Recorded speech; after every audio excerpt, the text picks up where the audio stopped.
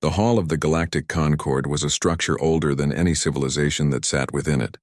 Its ceiling arched so high that stars were visible through the transparent dome, their pale glow spilling across the polished floor, where hundreds of delegates waited in restless silence. At the center of the hall stood the circular dais, a place of neutrality where no flag was permitted and no species claimed authority. For centuries it had been the site of treaties, alliances, and the fragile balance that held the galaxy together. Today it would witness its undoing. The representative of Earth stood alone at the center.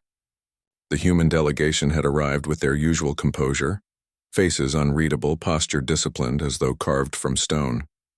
Every gaze turned toward them as the presiding chancellor called for order. The murmurs of translators faded, and the light dimmed slightly to signify the beginning of session. For months the talks had dragged on, each day circling the same demands and concessions.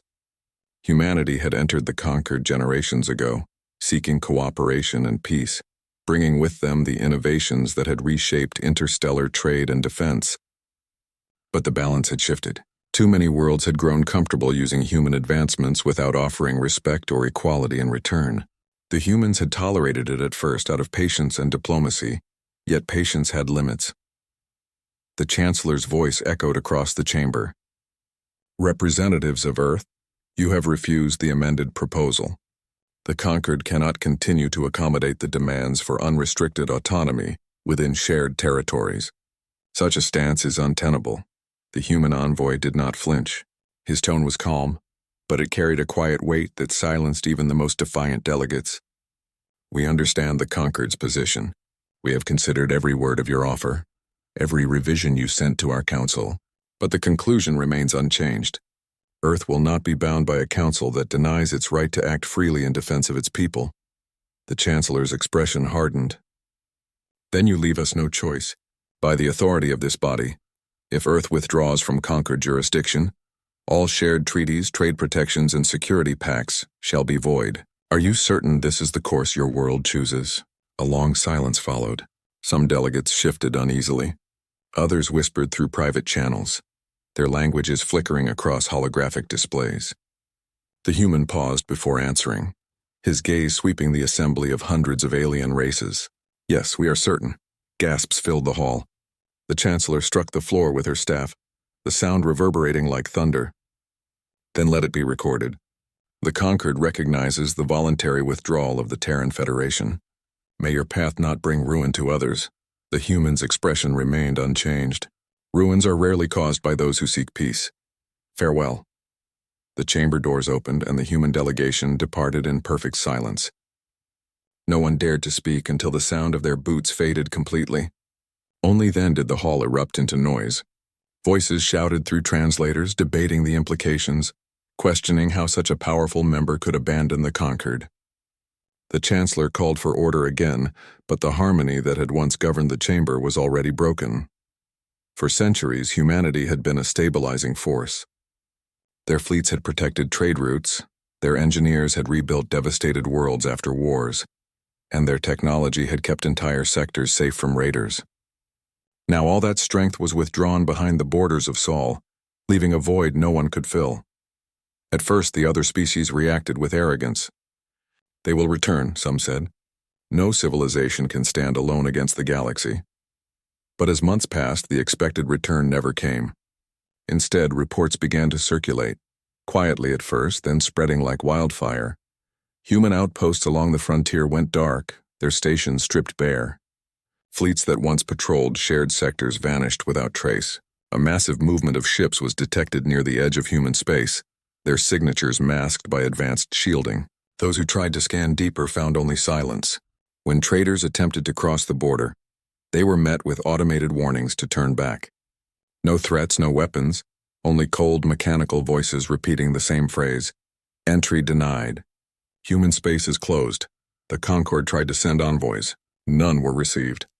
The silence was worse than hostility. It was deliberate exclusion. For the first time in generations, the galaxy realized how dependent they had become on human infrastructure. Trade slowed, communication relays failed, and security along distant colonies began to collapse. Pirates flourished where once human patrols had kept order. The balance faltered. Months became a year. Then came the fear. The first sign was a fleet sighting along the rim. A minor power claimed to have detected enormous vessels near a dead star, moving in precise formation. Their signatures did not match any known human design, but the energy readings were unmistakable, terribly efficient, perfectly stable, far beyond conquered technology. The report was dismissed as exaggeration until a second sighting came from another region, then a third. Each time the same, colossal ships, dark and silent, appearing and vanishing without contact. The conquered called an emergency assembly. Delegates argued for hours, voices rising until the hall trembled with chaos. Finally, the chancellor demanded silence and displayed the gathered evidence. A holographic projection flickered to life, a vast formation of ships surrounding a dormant wormhole, their formation symmetrical, their hulls unmarked. The translation feed labeled the origin as unknown human command. Panic spread. Why would they build such fleets in secret? One delegate cried. Do they intend to wage war? Another countered. Perhaps they prepare for defense. The conquered has grown hostile to them. A third voice, cold and analytical, whispered, or they no longer trust us. The chancellor studied the hologram in silence before speaking. We underestimated their resolve. They asked for respect and autonomy. We offered control and bureaucracy. Now they have taken what they need and turned inward. I fear what that means. But fear was not enough to stop curiosity. Some worlds, desperate to re-establish contact, sent private envoys beyond the border. Few returned. Those who did described an unsettling transformation within human space. Planets once bustling with trade were now fortified worlds. Orbital structures circled them like silent guardians. Artificial moons carried weapon arrays powerful enough to vaporize fleets. The humans had not gone into hiding. They had been preparing. When questioned, one envoy described his brief audience with a human official. They were calm, he said, his voice trembling. Not angry, not bitter. But they said something I will never forget. They said, and we built peace with open hands and you tried to bind them. Now we build something else. Then they ended the transmission. The Concord debated intervention, but even their combined fleets were no match for what humanity might unleash. Their science divisions estimated that human technology had advanced decades in the short time since withdrawal. Some suspected that humans had been developing these systems long before the talks collapsed, hidden beneath the guise of peaceful cooperation. Across the galaxy, rumors spread faster than truth. Some said humanity had discovered a new form of propulsion beyond jump drives. Others whispered that they had weaponized dark matter. The most unsettling rumor claimed they had mastered sentient AIs, capable of commanding fleets without error. None could confirm it, but the idea alone was enough to unsettle every council chamber in the galaxy. Then a year later, a transmission arrived. It was not sent to the conquered. It was broadcast across every known network simultaneously, translated perfectly into every language, leaving no room for misinterpretation. The screen filled with the image of Earth's symbol, a stylized blue sphere encircled by 12 silver rings.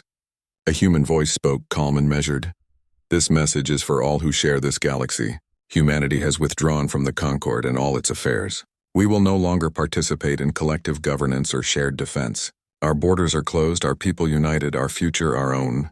We hold no hostility toward our neighbors, but we will not be bound by those who mistake our goodwill for weakness. Should you seek peace, you will find us fair. Should you seek harm, you will find us prepared. Then the image faded to black.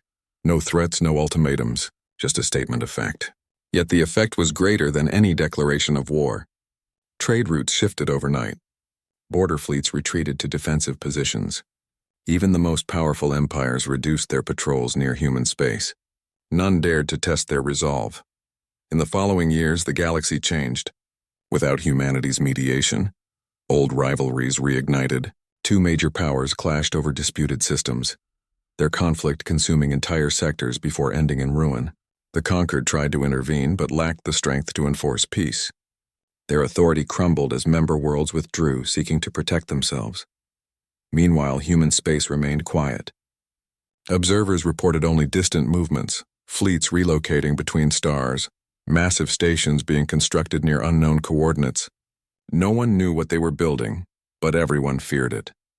5 years after the collapse of talks, the Chancellor convened what remained of the Concord Council. The once crowded chamber was half empty. Representatives spoke with subdued voices, weighed down by exhaustion and dread.